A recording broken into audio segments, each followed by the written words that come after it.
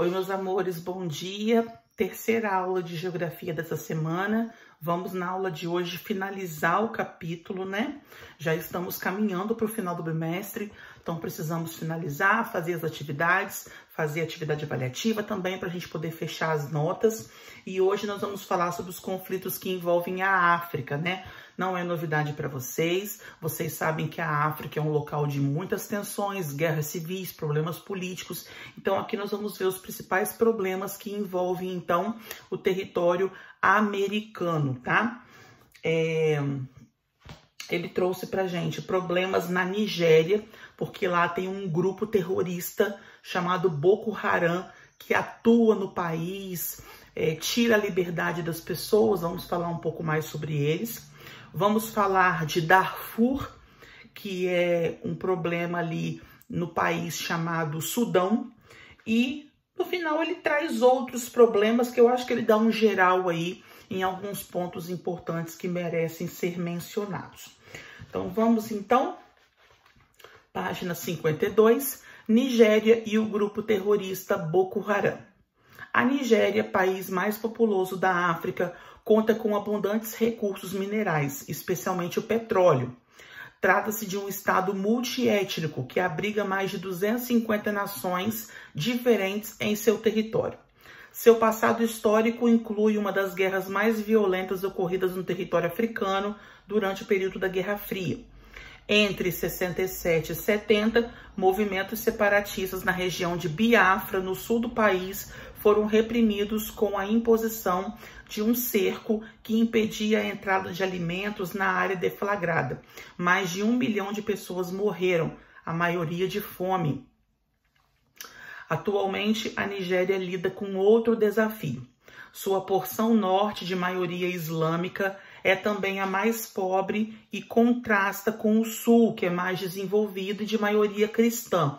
Então você vê uma diferença aí de fatores financeiros, né? Que o sul é mais privilegiado, e também diferenças religiosas. Em meio à miséria, ganhou força um grupo fundamentalista islâmico chamado Boko Haram, que tem como significado educação ocidental proibida. Então, eles são contra a postura que nós do Ocidente tomamos em relação à vida, da educação das crianças, enfim.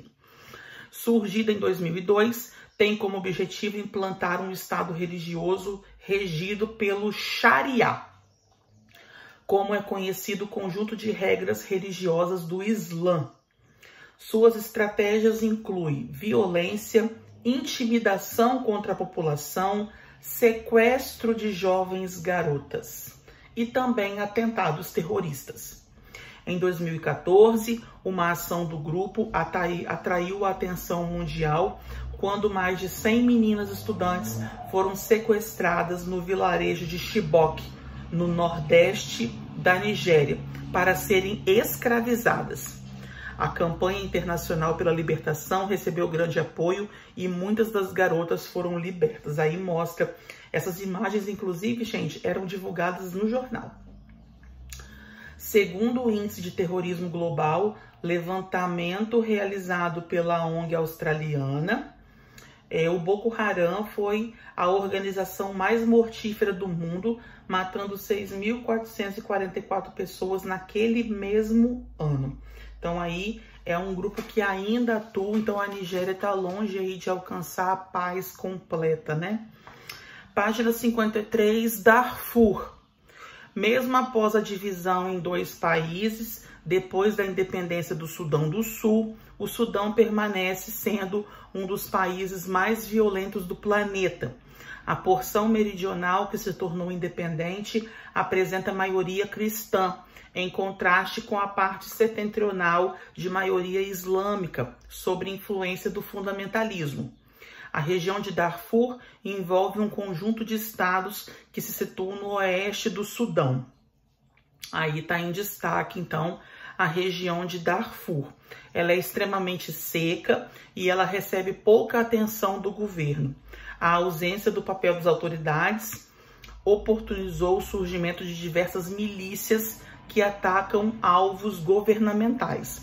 Então, essa região de Darfur, muito pobre, não recebe atenção que deveria por parte do governo, e eles acabam atuando aí então, formando grupos de milícia armados, onde eles atacam o governo.